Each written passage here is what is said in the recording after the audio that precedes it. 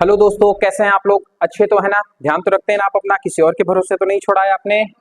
चलिए, हम लोगों को क्या पढ़ना है? मोशन। मोशन में मैंने त्वरण पढ़ा दिया था और लास्ट टॉपिक जो मैंने कराया था धनात्मक त्वरण, ऋणात्मक त्वरण और शून्य त्वरण। ठीक है, तीन प्रकार के हमने त्वरण करा दिए थे। अब हमें देखो ग्राफ बताने हैं ना। अब देखो, दो तीन चीजें मुझे आपको लिखवानी है, उनको लिखो। पहली चीज तो दूरी समय ग्राफ क्या बताता है, विस्थापन समय ग्राफ क्या बताता है और वेग समय ग्राफ क्या बताता है। तीन ग्राफ आपने पढ़े होंगे, मतलब अभी तो नहीं पढ़ा होगा, दो तो पढ़ ही चुके हैं। एक आपका है दूरी समय ग्राफ, समय ग्राफ पहला ही हो गया। दूसरा क्या हो जाएगा? विस्थापन समय ग्राफ, विस्थापन समय ग्राफ। और तीसरा है आपका वेग समय ग्राफ, वेग समय ग्राफ। इतना है। अब बात समझना, देखो दूरी समय ग्राफ किसको बताएगा, विस्थापन समय ग्राफ किसको बताएगा और वेग समय ग्राफ किसको बताएगा। तो एक बात बताओ, दूरी और समय में रिलेशन आपने पढ़ा होगा किसी सूत्र में। दूरी और समय किससे रिलेटेड होते हैं आपके? चाल से। किससे रिलेटेड होते हैं? चाल से। तो दूरी और समय ग्राफ किसको बताएगा? चाल को बताएगा। मतलब दूरी और समय ग्राफ का जो ढाल बनेगा वो किसको बताएगा? चाल को। विस्थापन और समय ग्राफ किसको बताएगा? किसको बताएगा? वेग को बताएगा। वेग को बताएगा। क्या बताएगा? वेग को। और वेग और समय ग्राफ किसको बताएगा? त्वरण को बताएगा। किसको बताएगा? त्वरण को बताएगा। क्योंकि चाल का जो सूत्र होता है दूरी बटे समय होता है, वेग का जो सूत्र होता है वो विस्थापन बटे समय होता है, और जो त्वरण होता है वेग परिवर्तन, वेग परिवर्तन बटे क्या होता है हमारा? तो ये तीन आपके ढाल हैं। ये आपसे डायरेक्ट भी क्वेश्चन पूछ सकता है। क्या पूछेगा? दूरी समय ग्राफ किसको डिनोट करता है, तो क्या बताओगे? चाल को। या फिर ऐसे भी पूछ सकता है, दूरी समय ग्राफ का ढाल। ढाल मतलब समझते हो, जो स्लोप होता है, चढ़ता हुआ स्लोप या नीचे आता हुआ स्लोप, ये वाला। जैसे मैंने ऐसे करके ऐसे बनाया, तो ये जो स्लोप बन रहा है ना, इसी को ढाल कहते हैं। क्या कहते हैं? ढाल। यही हमारा क्या बताता है? चाल को बताता है। यही वेग को बताएगा और यही त्वरण को बताएगा। तो इस, हाँ, विस्थापन को। तो सीधा सीधा आपसे इस प्रकार के क्वेश्चन बनते हैं। क्या? दूरी और समय ग्राफ चाल को बताता है, विस्थापन और समय ग्राफ वेग को बताता है, और वेग और समय ग्राफ किसको बताता है? त्वरण को बताता है। तो ये वन लाइनर क्वेश्चन में इस प्रकार के क्वेश्चन आपके बन सकते हैं। तो अब इनको नोट कर लो, फिर इसके बाद मैं आपकी प्रॉपरली क्लास लेता हूं। नोट कर लो इसको जल्दी से। चलिए दोस्तों, अब हम लोगों को पढ़ना है त्वरण, मंदन और आसमान। इनके मैं ग्राफ बताऊंगा आपको। क्या बताऊंगा? ग्राफ। मैंने लिखा भी नहीं है, ग्राफ। और वो भी वेग समय ग्राफ, है ना? वेग समय ग्राफ। ये तीनों वेग समय ग्राफ से ही आपके बनेंगे। समान त्वरण का ग्राफ क्या होता है, मंदन का क्या होता है और असमान त्वरण का क्या होता है। ठीक है, तो तीनों से ही मैं इसमें बताता हूं आपको, समझना। आप वही घिसी पिटी कहानी, एक्स अक्ष और वाई अक्ष मानेंगे। तो ये हो गया हमारा वाई अक्ष, ये हो गया हमारा एक्स अक्ष, ये जीरो हो गया, ये एक्स अक्ष हो गया, ये वाई अक्ष। कोई मानक मान लो। मैंने माना 1 2 3 4 एंड 5। इधर भी मानक मान लो 1 2 3 4 5। और अच्छा बच्चों, एक चीज और याद रखना, क्योंकि मैं जब आप लोगों की उम्र में था तो मुझे ग्राफ कुछ भी समझ में नहीं आता था। कुछ समझ में ही नहीं आता था कि ग्राफ कैसे बनाने हैं। तो अगर मैं त्वरण का ग्राफ बना रहा हूं तो त्वरण का सूत्र क्या होता है? वेग अपॉन समय, वेग परिवर्तन बटे समय, यही होता है। तो त्वरण का जो ग्राफ बनेगा वो किसके कुछ को लेके बनाएंगे हम लोग? वेग को और समय को। और एक चीज गांठ बांध के रखना कि ये जो नीचे वाली है ये किसको दर्शाती है? एक्स अक्ष, समय को। आपने देखा होगा मैंने दो ग्राफ बताया, विस्थापन समय का और दूरी और समय का। तो दोनों में मैंने समय कहाँ रखा है? नीचे। बाकी जो क्वांटिटी रहती है, जैसे यहाँ पे दूरी है तो दूरी, विस्थापन है तो विस्थापन, और वेग है तो वेग। ठीक है, तो ये आपका क्या हो जाएगा? समय। हमेशा समय को नीचे नीचे डिनोट करते हैं। ठीक है, और ऊपर क्या करेंगे, क्योंकि हम कौन सा ग्राफ बना रहे हैं? वेग और समय। तो ऊपर वाला हमारा क्या डिनोट करेगा, मतलब वाई अक्ष क्या डिनोट करेगी हमारी? वेग। क्या डिनोट करेगी? वेग। यहां तक बात समझ में आई कि नहीं है? अब मैंने कहा है कि त्वरण की बात कर रहा है। किस चीज की बात कर रहा है आपका? त्वरण की बात कर रहा है। किस चीज की बात कर रहा है? त्वरण की। तो आप बात को गौर से समझना, ये एक समान त्वरण भी है, इसको त्वरण के साथ एक समान भी लिख लो, एक समान त्वरण। ठीक है, अब बात गौर समझना। जैसे मैंने कहा, अब यहां पे आपको यूनिट माननी होती है, कुछ भी मान लो। जैसे मैंने एक को, इस एक को 1 घंटा मान सकता हूं, 1 सेकंड मान सकता हूं, 1 मिनट मान सकता हूं, जो भी। और ये वेग है तो 1 किलोमीटर हो सकता है, 10 किलोमीटर हो सकता है, 100 किलोमीटर हो सकता है, इस हिसाब से हम मान सकते हैं। तो मैंने माना कि एक समय में, अब सेकंड, मिनट, घंटा कुछ भी मानना हो, एक समय में एक दूरी तय करता है, एक मतलब एक समय में कितना वेग तय करता है, कितना वेग पकड़ता है, एक, दो में कितना पकड़ेगा, दो, तीन में कितना पकड़ेगा, तीन। तो ये ऐसे ऐसे ऐसे ऐसे ऐसे, तो ये आपका जाएगा सीधा ऐसे। तो जब ये स्लोप बिल्कुल सीधा जाता है, आपका कैसे जाता है, स्लोप सीधा जाएगा, तो ये आपको क्या दिखाएगा कि ये हमारा एक समान त्वरण है। क्या है, इसी को आप त्वरण का कह दो या एक समान त्वरण, एक समान त्वरण। यहां तक बात समझ में आई कि नहीं समझ में आई? पक्का। अब हम बात करते हैं मंदन के बारे में। मंदन का मतलब होता है, मंदन क्या है, अच्छा मंदन मैंने परिभाषा बताई थी आपको मंदन की, जब जब वस्तु नहीं नहीं नहीं जब वस्तु का वेग घट रहा होता है तब वहां पे त्वरण क्या होता है, मंदन होता है। जब वेग स्थिर रहता है तो वो वेग परिवर्तन होता ही नहीं है, उसमें कांस्टेंट रहता है। ठीक है, तो मंदन की मैं बात करूं, ये हमारा एक समान त्वरण का है। अब मंदन में क्या होता है, वही घिसी-पिटी कहानी, ये O है, ये हमारा x अक्ष है, ये हमारा y अक्ष है, ये 1 है, ये 2 है, ये 3 है, ये 4 है और ये 5 है। ये 1 है, ये 2 है, ये 3 है, ये 4 है और ये 5 है। ये किसको डिनोट करेगा, समय को, और ये किसको करेगा, वेग को। यहां तक बात समझ में आई? अब मंदन का मतलब होता है कि आप स्पीड में हो, ये वेग को दर्शाता है, मतलब ये वेग है, आप 5 के वेग से किस में आ रहे हो, 2 में आ रहे हो, 3 में आ रहे हो, मान लिया कि ये 1 में आया वेग, और समय तो बढ़ेगा, समय कभी निगेटिव नहीं आता, समय निगेटिव। जैसे एक इस प्रकार का आपको दे देता है ग्राफ, कहता है ये त्वरण का है, अब मैं नंबर ही नहीं ले रहा हूं, समझा रहा हूं। जैसे कहा कि क्या ये ग्राफ सही है, नहीं, क्यों नहीं सही है, क्योंकि ये समय को घटा रहा है, और क्या समय आज तक ऐसी चीज है जो समय को घटा सकती है, कभी नहीं घटा सकती है। समय स्थिर हो ही नहीं सकता है, समय अपनी रफ्तार से चलता है। तो इस प्रकार की ग्राफ जब एरो इधर को लगी होती है, मतलब स्पीड पहले तेज थी, समय घटने के साथ स्पीड घटी ना, समय घटता है ही नहीं, समय हमेशा बढ़ता है, तो समय हमेशा बढ़ने की ओर इशारा करता है। ये बात आपको समझ में आई है कि नहीं आई है? ये ग्राफ से बहुत अच्छे अच्छे क्वेश्चन बनते हैं, इवन 9 में नहीं बनेंगे तो हाई स्कूल में तो बनने हैं। एक आपको रखा रखाया है, या तो आप डायरेक्टली पूछेगा जो मैंने अभी लिखवाया है कि वेग समय ग्राफ किसको डिनोट करता है, दूरी समय ग्राफ किसको डिनोट करता है, विस्थापन समय ग्राफ किसको डिनोट करता है, या फिर वेग समय ग्राफ किसको डिनोट करता है, या फिर और इसमें एक पूछेगा कि ऐसे ही ग्राफ बना के दे देगा और कहेगा, इधर सुनो मेरी बात बेटा, इसमें क्या कहेगा आपसे, कहेगा कि कौन सा ग्राफ पॉसिबल नहीं है, यही तो कहेगा। तो आप देखो, दूरी को कम ज्यादा किया जा सकता है, वेग को कम ज्यादा किया जा सकता है, विस्थापन को कम ज्यादा किया जा सकता है, लेकिन समय को कम ज्यादा नहीं किया जा सकता। तो कोई भी एरो अगर समय को घटा रही है तो वो ग्राफ गलत होगा, वो गलत वाला ही पूछता है, बहुत कम रियल केस में वो सही पूछेगा। ठीक है, तो इतनी बात समझ में आई आपको? अब देखो, मंदन का मतलब है कि पहले उसका वेग 5 था, अब वो घट घट घटते हुए, देखो समय के साथ वेग घट रहा है ना, तो इसी को हम लोग कहते हैं मंदन। क्या कह देते हैं, मंदन। मंदन समझ में? ये दो ग्राफ समझ में आए अच्छे से कि नहीं समझ में? कितना आसान है ना ग्राफ बनाना, कठिन लग रहा है आपको? एक्स अक्ष बनाओ, वाई अक्ष बनाओ, अपने हिसाब से कुछ मानक मानो और खींच दो। अब असमान त्वरण में, असमान त्वरण में कभी वेग घटेगा तो कभी वेग बढ़ेगा, क्योंकि त्वरण हमारा वेग पर ही डिपेंड करता है।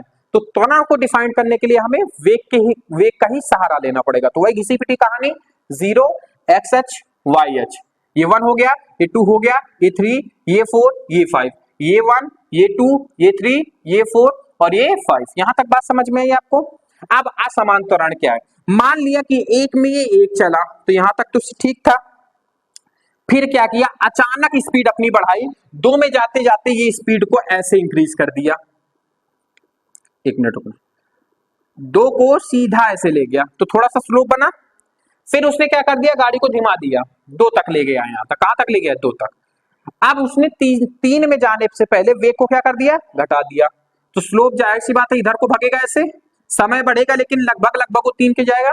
फिर इसके बाद उसने क्या किया, गाड़ी को फिर भगाया, तो स्लोप चढ़ेगा ऊपर की ओर और समय कम लगेगा। तो ये हमारा क्या बनता चला जा रहा है, एक असमान त्वरण। एक ऐसे बन सकता है, एक जो नॉर्मली बच्चों को सिखाया जाता है वो ऐसे सिखाया जाता है, ऐसे। ठीक है, दोनों प्रकार से आप बना सकते हो। ठीक है, तो ये दोनों आपके क्या है, असमान त्वरण है, असमान त्वरण। तो ग्राफ आप लोग बना लोगे कि नहीं बना लोगे, पहले मुझे ये बताओ आप। पक्का ना? पक्का ना? चलो नोट कर लो, फिर इसके बाद आते हैं गति के समीकरण पे। किस पे आएंगे अब? गति के समीकरण। ये अच्छे से समझ में आया ना ग्राफ बनाना? चलो नोट कर लो फिर दोस्तों। अब गति के समीकरण के बारे में हम लोग पढ़ते हैं, है ना। गति का समीकरण, गति के कितने समीकरण है राशि? गति के समीकरण, समीकरण कितने समीकरण है हमारे पास? 3 है। पहला कहता है, पहला है v बराबर u प्लस एटी। चिंता मत करना, इसको याद करा देंगे आपको जब सवाल कराएंगे ना, तो हर सवाल में तीनों लिखेंगे, ठीक है। अब फिर क्या है, s बराबर ut plus half eighty square, है ना। और तीसरा है आपका v स्क्वायर बराबर u स्क्वायर प्लस 2as, है ना। अच्छा, ये जो 3 समीकरण है, इनका कहीं ना कहीं ओरिजिन हुआ होगा, मतलब कहीं से बनाए गए होंगे। दूसरा, ये जो बनाए गए हैं किसी व्यक्ति ने बनाए होंगे, तो इनका प्रतिपादन किसने किया है? आपकी बुक में नहीं दिया है, तो किसने किया? नोट डाल के यहाँ पे लिख दो। आज की क्लास में इतना बताने के बाद क्लास को एंड कर देंगे। पहला प्रूफ बताएंगे आपको ग्राफ की सहायता से। किसकी सहायता से बताऊंगा? ग्राफ की सहायता से, ठीक है। तो नोट क्या लिखोगे? गति के समीकरण का प्रतिपादन, गति के समीकरण का प्रतिपादन, प्रतिपादन किसने किया है? तो आइजैक न्यूटन ने किया है, सर आइजैक न्यूटन ने किया है, या आप न्यूटन भी लिख सकते हो ना, न्यूटन। ये वही न्यूटन है जिन्होंने क्या दिया है? आपके 3 नियम दिए हैं जड़त्व वाला, ध्यान है ना आपको। क्रिया के बराबर प्रतिक्रिया, F बराबर ma, ये फॉर्मूला न्यूटन नहीं दिए, मर के चले गए हैं, बच्चों को खून चूस रहे हैं, है ना। न्यूटन ने किया है, न्यूटन ने किया है। कोसते वही हैं जिनको पढ़ना पड़ता है ना। प्रतिपादन किसने किया है? न्यूटन ने किया है, ठीक है। हम लोग तो नहीं कोसते, जानते हैं ना। ये अच्छे थे फिजिक्स, इन्हीं की वजह से ये जो मानव सभ्यता इतनी आगे, आप टैलेंट देख रहे हो ना, कि आज मैं आपको अपने घर से पढ़ा रहा हूँ और आप अपने घर में बैठ के देख रहे हैं। इनमें इनका हो गया, और आपका इसका क्या नाम है, आइंस्टीन हो गया, जैसे ये बड़े बड़े हैं, ठीक है। फैराडे हो गए, जो भी हैं ये बड़े बड़े साइंटिस्ट हैं, इनका बहुत योगदान रहा है फिजिक्स को आगे ले जाने पे, ठीक है। चलिए, अच्छा इतनी चीज समझ में आई कि गति के समीकरण का प्रतिपादन किसने किया है? तो आइजैक न्यूटन ने किया है। किसने किया है? आइजैक न्यूटन ने किया। यहां तक बात समझ में आई। अब हम पढ़ते पहले समीकरण का प्रूफ ग्राफ के माध्यम से, कि ग्राफ के माध्यम से हम कैसे बताएंगे। अच्छा, मैं आज की क्लास और कल की क्लास में गला फाड़ फाड़ के बता रहा था कि अगर मैं वेग और समय का ग्राफ बनाऊं, तो वो जो ढाल बनती है वो क्या डिनोट करती है? आपकी त्वरण को डिनोट करती है। अगर मैं उस ढाल का मान निकाल लूं, तो क्या मैं त्वरण का मान निकाल लूंगा? इतना पता है ना आपको? आप समझते हैं। सबसे पहले वही घिसा पिटा, क्या लिखोगे? v बराबर u प्लस एटी, ग्राफ के माध्यम से, ठीक है। किसके माध्यम से बताऊंगा मैं? बाकी तो आप कर ही लोगे, ग्राफ के माध्यम से। आपके स्कूल में बताया गया बेटा राशि, ग्राफ के माध्यम से नहीं बताया गया होगा ना। चलो, आप वही घिसा पिटा काम, एक तरफ एक्स अक्ष, एक तरफ वाई अक्ष, तो ये वाई हो गया, ये एक्स अक्ष हो गया। अब यहाँ पे मैं मानक नहीं मानूंगा। आपको बताओ ये क्या डिनोट करती है? टाइम को। तो टाइम को मैं टी मान लेता हूं, यहां से यहां तक जितनी भी होगी वो टाइम होगी हमारी। ये क्या डिनोट करती है? अब ये आपकी डिनोट करते। अच्छा, एक चीज तो इसमें रह गई, बताना मुझे, ये सिंबलों का मान बताना रह गया ना, किस कौन सा सिंबल क्या कहता है। तो इसको यहां पे लिख लो ऐसे, ये v और u। u क्या होता है? प्रारंभिक वेग, प्रारंभिक वेग। और वो क्या होता है? अंतिम वेग। ये दो हो गया। अब इसमें क्या हो गया? ए यहां पे क्या है? आपका त्वरण है। क्या है? आपका त्वरण है। और टी आपका क्या हो गया? समय। और एस क्या हो गया आपका? एस क्या हो गया हमारा? स्पीड नहीं होती बेटा, यहाँ पे दूरी डिनोट करता है। क्या डिनोट करता है? दूरी को, ठीक है। क्या डिनोट करता है? जब भी डिस्टेंस दी हुई होती है क्वेश्चन में, तो या तो फॉर्मूला, ये मैं बात बताऊंगा, चलो अच्छा छोड़ो। अब एक बात बताओ मुझे, v बराबर u प्लस एटी। अब जो हमें प्रूफ करना है उसको एक बार देखेंगे तो है ही है। अब इसमें हमने देखा कि v भी है, u भी है, मतलब प्रारंभिक वेग भी है, अंतिम वेग भी है। तो हमें एक ऐसा मतलब ग्राफ लेना पड़ेगा जिसमें अंतिम वेग भी हो और प्रारंभिक वेग भी हो। तो मैंने माना कि हमारा प्रारंभिक वेग कहां से चालू हुआ है? यहां से। यहां से यहां तक ऐसे गया है, तो ये क्या डिनोट करेगा? आपका त्वरण डिनोट करेगा कि नहीं करेगा? त्वरण को डिनोट करेगा। यहां पर ये v है और ये यहां तक, रुक जाओ अभी मैं बता रहा हूं, यहां से लेके यहां तक नीचे तक ये आपका होगा अंतिम वेग। ठीक है, कौन सा वेग होगा? अंतिम। और यहां से यहां तक ये कौन सा होगा? आपका प्रारंभिक वेग। ठीक है भाई, जहां से चलना चालू करेगा वहां तक कहां क्या हो गया? प्रारंभिक वेग। और जहां तक इसका स्लोप गया है वहां तक वो क्या होगा? अंतिम वेग। क्या यहां तक आपको बात समझ में आ रही है कि नहीं आ रही है? पक्का ना? चलो, अब हमें कुल मिला के इसका मान निकालना है। इस अगर ढाल का मैं मान निकाले पा जाऊं तो हमारा काम हो जाएगा। ऐसा करते हैं, इसको ऐसे मिला देते हैं नीचे की ओर, ऐसे ऐसे आपने कर दिया। यहां तक ही मानो भाई, टी को तो हम पूरा भी मान सकते, जितना हमारा इच्छा मान सकते, जितना हमारा रहेगा उतना ही तो मानेंगे, है ना? जैसे हम लोग यहां तक गए थे तो यहां तक भी माना, ऊपर अगर स्लोप को मैं और बढ़ा देता तो ऊपर तक भी चला जाता। ठीक है, अब एक बात बताओ, इसको इससे मिला देते हैं तो ये कुछ आपको दिखने लगा, ये नाम दे देते हैं ए बी और सी। क्या ये आप एक समकोण त्रिभुज नहीं दिख रहा है आपको? त्रिभुज ए बी सी क्या है आपका? समकोण त्रिभुज है, समकोण त्रिभुज। और अगर आपको समकोण त्रिभुज मिल गया, इसका मतलब आप यहाँ पे पाइथागोरस थ्योरम अप्लाई कर सकते हैं। तो ये कर्ण हो जाएगा, ये लंब, ये आधार। अब इन सब का मान हमें पता लग जाए। अच्छा, इसका मान कितना होगा? समझना मेरी बात, यहां से लेके भाई जितना ये है उतना ये है, बराबर ही है ना? और जितना ये है उतना ये है, तो ये तो सीधा सीधा टी हो जाएगा हमारा। आधार क्या हो जाएगा हमारा? टी। क्या यहां तक बात समझ में आ रही है कि नहीं? इतना मुझे बताओ। अब मुद्दा ये है कि मैं इतनी मुझे चाहिए, पूरी नहीं चाहिए। कितनी चाहिए मुझे? इतनी। अब एक बात बताओ, ये पूरा v है और नीचे वाला u है, तो बीच वाली कितनी बचेगी? बड़े वाले में छोटा वाला घटा देंगे, मतलब पूरे में इतना घटा दे तो ये निकल आएगा कि नहीं निकल आएगा? तो v माइनस यू हो जाएगा। ठीक है, ये इतनी डिस्टेंस कितनी निकल के आएगी? v minus you. क्या यहां तक समझ में आएगा? अब यहां पे क्या लिखोगे? पाइथागोरस थ्योरम से, पाइथागोरस प्रमेय। अब पाइथागोरस प्रमेय से आप क्या करोगे? वही कर्ण वर्ग बराबर लंब वर्ग प्लस आधार, या फिर पाइथागोरस यहाँ पे भी नहीं भी लगाओगे तो आपका चल जाएगा। कैसे? समझना मेरी बात को, पाइथागोरस ना लगाओ, नहीं ज्यादा होगा। सुनो मेरी बात, एक बात बताओ मुझे यहाँ पे, समझना। ठीक है, ये हमारा त्वरण दर्शाता है कि नहीं?